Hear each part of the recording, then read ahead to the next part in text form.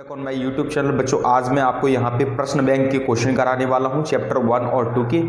तो चलिए बच्चों, सबसे पहला क्वेश्चन यहाँ पे है जलोढ़ मिट्टी की विशेषताएं। ठीक है बच्चों, जलोढ़ मिट्टी की आपको 3 विशेषताएं इसमें लिखनी है, तो मैं यहाँ पे बता दूँ। देखिए पहला क्या है, इस मिट्टी का रंग हल्का भूरा होता है। दूसरा, इस मिट्टी में नाइट्रोजन, फास्फोरस और वनस्पति अंशों की क्या होती है, कमी होती है। ठीक है, ये बात याद रखनी। और तीसरा, इस मिट्टी में चूना, पोटास पर्याप्त मात्रा में पाया जाता है। ठीक है, तो आपको 3 बातें बहुत छोटी छोटी सी याद करनी है कि इसका रंग कैसा होता है, हल्का भूरा होता है। नाइट्रोजन, फास्फोरस और वनस्पति क्या है, कम मात्रा में पाया जाता है। और पोटास और चूना क्या है, अधिक मात्रा में पाया जाता है। बहुत ही सिंपल भाषा में लिख दिया। इसके बाद अगला क्वेश्चन देखिए बच्चों, अगला क्वेश्चन है आपके सामने जहाँ पे है कि जल संसाधन के प्रमुख स्रोत क्या हैं। पहले हम यहाँ तक पढ़ेंगे। तो क्या है, देखिए जल संसाधन मतलब जल कहाँ कहाँ से प्राप्त होता है। जल संसाधन का मतलब ये है। तो देखिए जल संसाधन के प्रमुख स्रोत निम्न है। नंबर 1 पृष्ठीय जल, नंबर 2 भौमजल, नंबर 3 वायुमंडलीय जल, नंबर 4 महासागरीय जल। अब इसमें बोला है कि पृष्ठीय जल को आपको समझाना है। तो पृष्ठीय जल क्या होता है, तो बच्चों जो जल वर्षा के समय जमीन पर रह जाता है, हमारे धरातल पर क्या होता है, रह जाता है, उसी को हम क्या बोलते हैं, पृष्ठीय जल बोलते हैं। तो क्या है, वर्षा होने के बाद जो जल धरातल पर रह जाता है वो क्या कहलाता है, पृष्ठीय जल कहलाता है। उदाहरण के लिए क्या है, नदियों का, तालाब का और झीलों का जो जल होता है वो कौन सा है, पृष्ठीय जल होता है। तो इस क्वेश्चन को आप नोट कर लीजिए। अगर आप इसके नोट्स चाहते हो तो उसके लिए भी मैं अरेंजमेंट बहुत जल्दी करने वाला हूं। तो अगर आप इस चैनल पे पहली बार आए हो तो चैनल को जरूर सब्सक्राइब कर लीजिए, क्योंकि मैं आपको पूरी प्रश्न बैंक यहाँ पे कंप्लीट कराने वाला हूँ, चैप्टर वाइज चैप्टर। अब इसके बाद अगला क्वेश्चन आता है बच्चों। अगला क्वेश्चन है, देखिए अगला क्वेश्चन है सामाजिक वानिकी योजना क्या है। ठीक है, तो देखिए यहाँ पे सामाजिक वानिकी योजना को हम समझ लेते हैं पहले।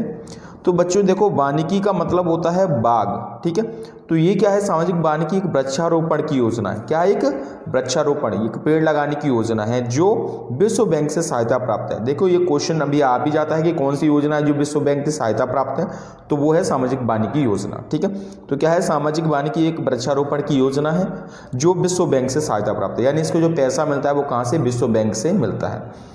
उसके बाद सामाजिक वानिकी योजना के अंतर्गत सड़कों, रेल लाइन के किनारे तथा सड़कों, खेतों की मेड़ों पर, देखो खेतों की मेड़ों पर पौधे लगाए जाते हैं। कहाँ कहाँ ये वृक्षारोपण किया जाता है, तो सड़कों पे किया जाता है, रेल लाइन के किनारे किया जाता है। ठीक है, और खेतों की मेड़ों पर भी पौधे लगाए जाते हैं। स्कूलों और कॉलेजों में छात्र के लिए एक पेड़ लगाना, यह नारा विकसित किया गया है इस योजना के अंतर्गत। ठीक है बच्चों, तो ये है सामाजिक वानिकी योजना। अगला है यहाँ पे क्वेश्चन आपके सामने।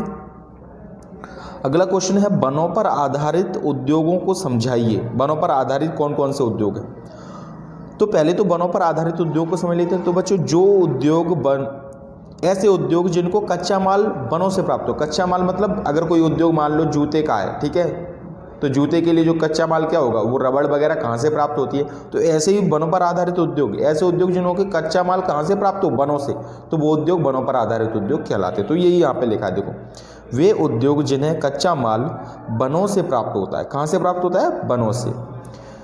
तो वो उद्योग कौन से कहलाते हैं, वनों पर आधारित उद्योग कहलाते हैं।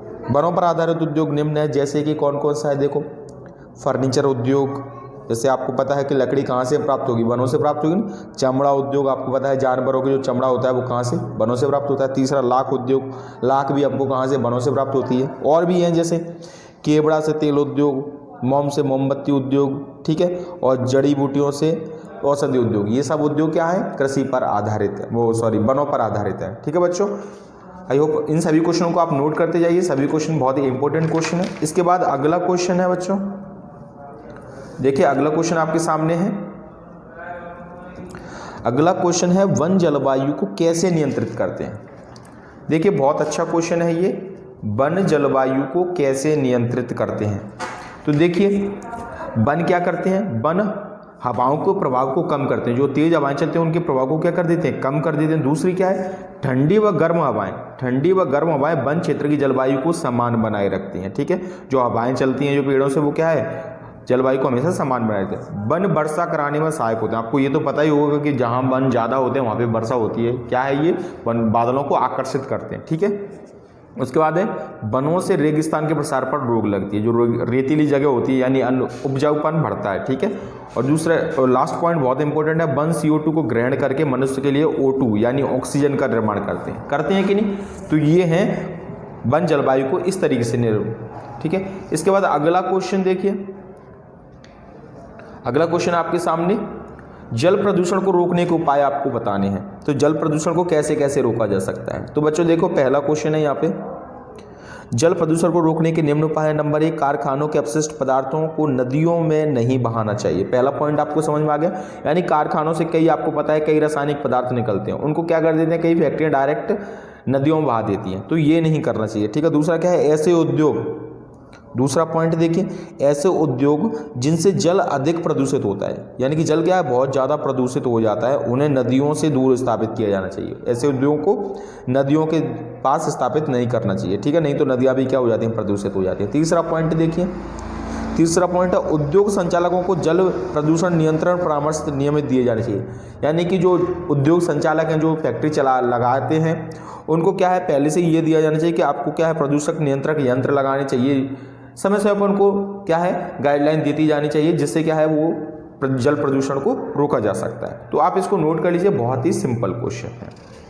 अगला क्वेश्चन देखिए, अगला क्वेश्चन जो कि सबसे ज़्यादा एग्जाम में पूछा जाता है, वनों से होने वाले लाभ। वनों से होने वाले प्रत्यक्ष लाभ कौन से हैं। देखो 2 प्रकार के लाभ होते हैं वनों से, एक होता है प्रत्यक्ष लाभ और दूसरा होता है अप्रत्यक्ष लाभ।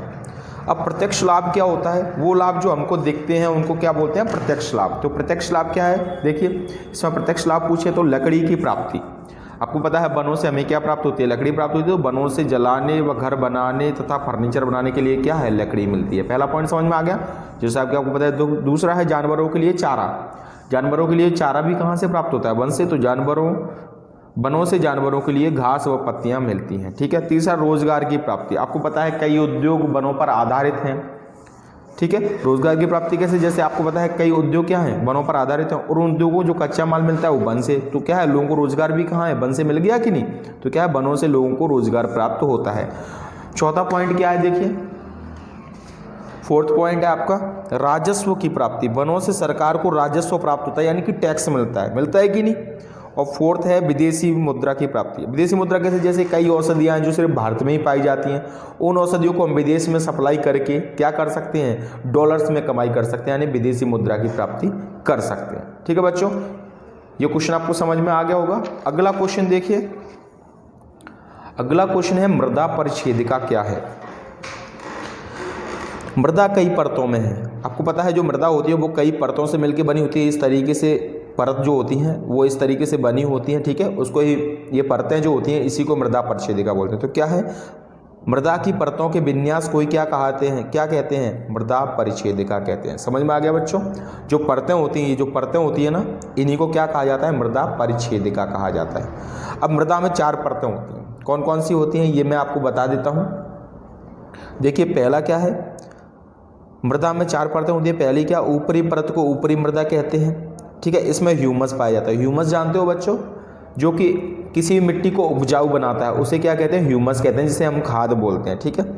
दूसरा क्या है, दूसरी परत को, यहाँ पर परत लिख लेना, दूसरी परत को उपमृदा कहते हैं। दूसरी परत जो होती है उसे उपमृदा कहते हैं। और जो तीसरी परत है, तीसरी परत में अपक्षयित चट्टानें होती हैं, और चौथी परत जो लास्ट परत होती है वो मूल चट्टानें होती हैं। ठीक है, तो ये है मृदा परिच्छेदिका।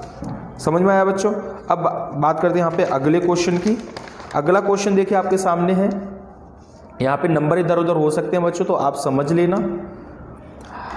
अगला क्वेश्चन है, मानव जीवन में मृदा का क्या महत्व है। बताइए क्या महत्व है। आपको पता है समस्त मानव जीवन किस पर निर्भर है, पूरा मिट्टी पर है। अगर मिट्टी नहीं है तो कुछ भी नहीं है, ना तो भोजन मिलेगा, ना हम घर बना पाएंगे, कुछ भी नहीं कर पाएंगे। ठीक है बच्चों, तो यहीं पे देखिए क्या लिखा हुआ है कि मानव जीवन में मृदा का अत्यधिक महत्व है। सभी प्राणियों को भोजन मृदा से ही मिलता है। कहाँ से प्राप्त होता है, मृदा से। समस्त मानव जीवन मिट्टी पर निर्भर करता है। बहुत ही सरल भाषा में लिखा हुआ, आप आराम से इसको नोट कर लीजिए। हमारा पशुपालन उद्योग, कृषि उद्योग तथा वन उद्योग मृदा पर ही, ये सभी किस पर हैं, मृदा पर निर्भर है कि नहीं। उसका मिट्टी के बिना मानव जीवन की कल्पना भी नहीं की जा सकती। क्लियर बच्चों। इसके बाद आता है वर्षा का जल संग्रहण क्यों आवश्यक है। क्वेश्चन है वर्षा का जल संग्रहण क्यों आवश्यक है। तो देखिए स्वतंत्रता के समय सिंचाई और उद्योगों के लिए पर्याप्त जल था। सही है कि नहीं। स्वतंत्रता के समय क्या है, जनसंख्या कम थी, तो हमारे पास क्या है, पर्याप्त तो जल था कि हम अच्छे से यूज़ भी कर सकते हैं और सिंचाई भी कर सकते हैं। लेकिन जनसंख्या बढ़ने के बाद, आज़ादी के बाद क्या है, जनसंख्या बहुत बढ़ गई, हर क्षेत्र में जल की कमी आने लगी, जल की समस्या उत्पन्न होने लगी। इसी कमी को पूरा करने और जल संकट की समस्या को बचने के लिए हमें जल का क्या करना चाहिए, संग्रहण करना चाहिए, जल को इकट्ठा करना चाहिए। बात समझ में आ गई बच्चों। तो ये क्वेश्चन थे। इसके बाद और भी क्वेश्चन मैं आपको बता रहा हूँ, और क्वेश्चन है इसमें। अगला क्वेश्चन है यहाँ पे,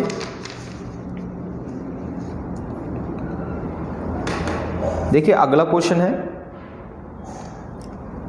मृदा अपरदन व मृदा संरक्षण को समझाइए। क्या होता है मृदा अपरदन और क्या होता है मृदा संरक्षण। तो मृदा अपरदन क्या होता है आप जानते हो। देखिए मृदा अपरदन मिट्टी का कट जाना, उड़कर अन्य स्थानों पर पहुंच जाना और बह जाना क्या कहलाता है, मृदा अपरदन कहलाता है। मृदा संरक्षण क्या होता है, मिट्टी के कटाव को रोकना तथा उसकी उर्वरा शक्ति को बनाए रखना ही क्या कहलाता है, मृदा संरक्षण। अगर आपको ये वीडियो पसंद आए और अगर आप और भी वीडियो चाहते हो तो प्लीज़ वीडियो को लाइक कर दियो, चैनल को जरूर सब्सक्राइब कर दीजिए। Thank you.